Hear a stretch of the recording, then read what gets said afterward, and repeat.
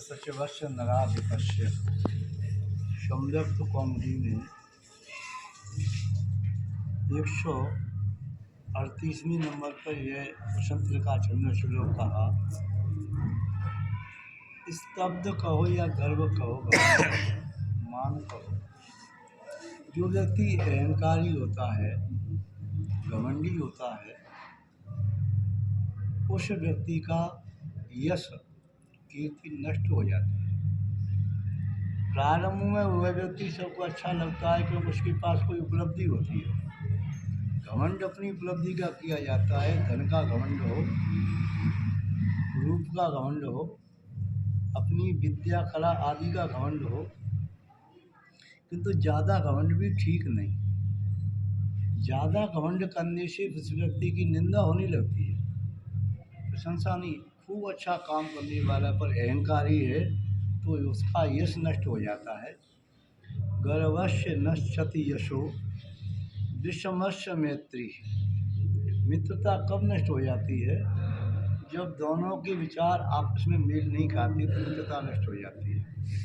एक जा रहा है पूर्व, दूसरा जा रहा है पश्चिम।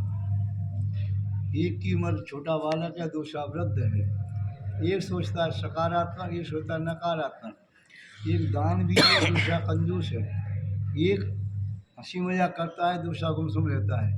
तो जब विषम परिणाम होते हैं, विषम विचार होते हैं, विषम क्रियाएं होती हैं, तो दोनों की मित्रता आपस में नष्ट हो जाती है।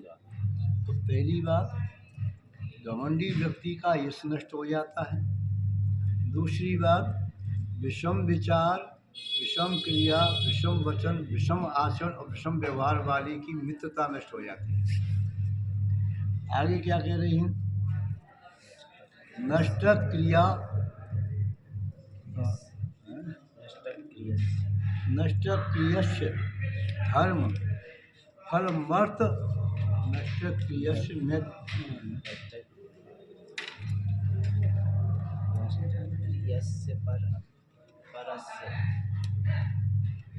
पहले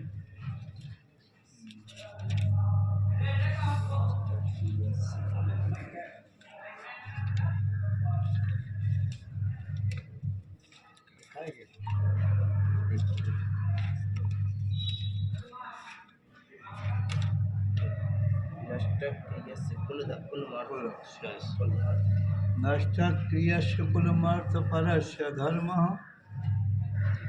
जिसका सदाचार नष्ट हो जाता है उसके कुल, गोत्र और वंश का यश नष्ट हो जाता है। यदि कोई अच्छे कुल में पैदा होकर के भी पाप कार्य में संलग्न हो जाए तो उसके कुल का क्या महत्व? अच्छे कुल में पैदा होकर के भी यदि कोई व्यक्ति सदाचार से च्युत हो जाता है, सदाचार करता है, व्यवचार करता है, पाप करता है, तो लोग कहते हैं भाई कुल को क्यों ले जा रहे हो, तुम्हारी अच्छे कुल में पैदा होने का क्या फल है?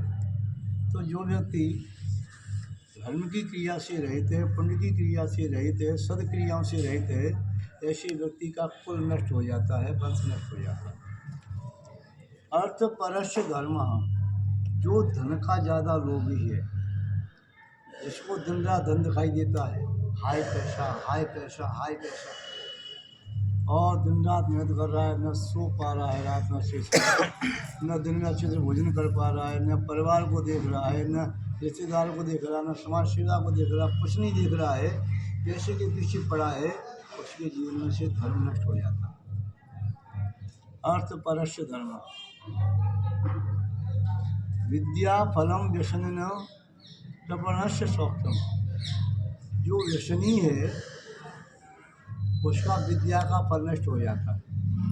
चाहे कितनी भी अच्छी विद्या हो, विद्या ठहरती है अभ्यास करने से। निरंतर अभ्यास करते रहो। आप पहली सुनते हैं, पूछते हैं, घोड़ा हरि विद्या पान शरी राय में रोटी जली। ये चार चीज़ें क्यों खेला? विद्या जो आपने प्राप्त की है उसे बार बार रिवीजन न करोगे तो भूल जाओगे।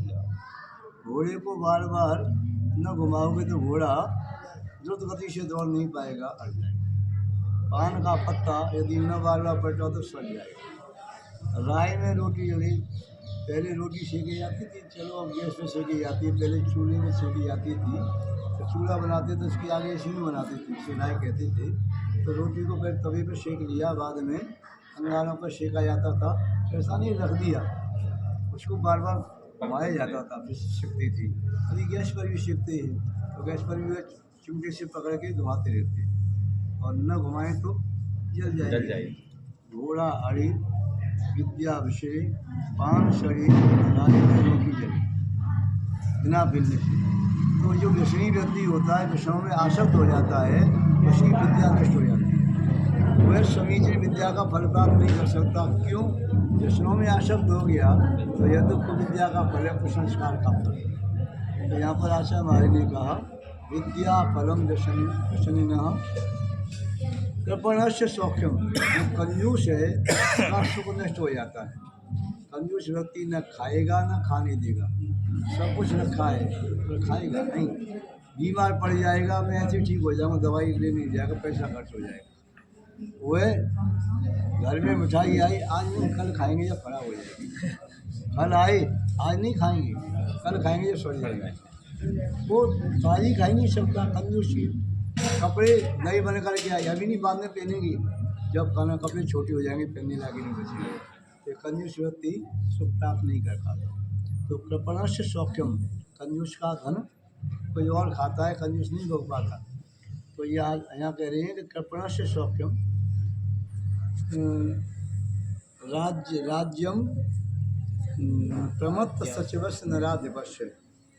जिस राजा का मंत्री यदि प्रमादी है, आलसी है, सक्रिय नहीं है, तो ऐसे राजा का राज्य भी नष्ट हो जाता है। इसलिए सक्रिय मंत्री प्रत्येक प्रसिद्ध राजा के राज्य में रहा, वह बणिक रहा। आप राजाओं का इतिहास देखना, प्रत्येक राजा के राज्य में कोई न कोई एक कुशल मंत्री जैन रहा। उस जैन मंत्री ने अपनी बुद्धि का प्रयोग करके राज्य का विस्तार किया। क्योंकि जितनी बुद्धि वैश्य में होती है, बड़े में होती है, उतनी बुद्धि अन्य किसी में नहीं होती। एक वैदिक परंपरा का प्रसंग है, कहते हैं आदि में बनिया आदि में दुनिया। एक हाथ बलिया पे, एक हाथ दुनिया पे। हाँ, आदि बुद्धि बनियों के पास और आदि बच्चे इसमें से सब दुनिया के पास। इसलिए बनिया को बुद्धिमान माना जाता है। और आप सब लोग बड़े पुत्र हो, शासन में नहीं जा सकते, नेता नहीं बन सकते, विधायक सांसद नहीं बन सकते, कोई बात नहीं। तो हमारे जन समाज के बालक बालिकाएँ आज अच्छी शिक्षा प्राप्त करके परिश्रम करके UPSC क्लियर कर रही है, IAS, IPS, IRS, IFS, judicial में जा कर के जज, एडवोकेट, लॉयर, रजिस्टर बन गए, या और भी डॉक्टर्स, बड़े बड़े इंजीनियर।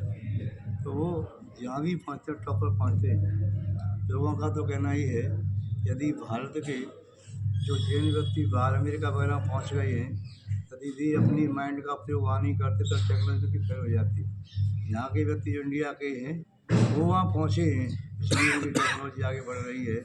लौट के भी भारत में आ जाएँ तो इंडिया टॉपर पंजाब प्रदेश नीचे आ जाए। महानुभाव, यह श्लोक नीति का श्लोक है, इस पर पुनः पुनः विचार करना चाहिए। और जो गुण आपके जीवन में हैं उनका संवर्धन करना चाहिए। जो दोष आपके जीवन में आ गए हैं उन दोषों का निराकरण करना चाहिए। जैसे कुशल महिला खीर बनाने के पहले चावल का शोधन करती है, या कोई कंकड़ पत्थर होता है निकाल के बाहर फेंक देती है तो खीर अच्छी बन जाती है।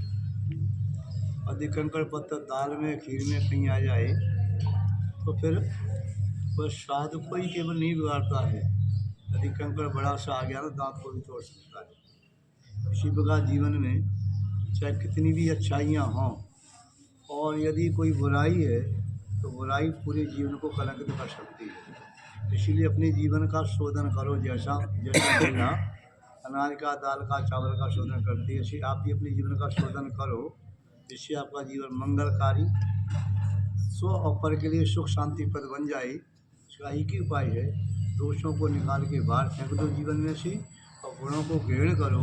खीर को स्वादिष्ट बनाने के लिए केवल कंकड़ पत्थरों को बाहर नहीं फेंका जाता है, उस खीर में खांड भी डाली जाती है, ड्राई फ्रूट्स भी डाली जाती है, जिससे खीर और अच्छी बन जाए।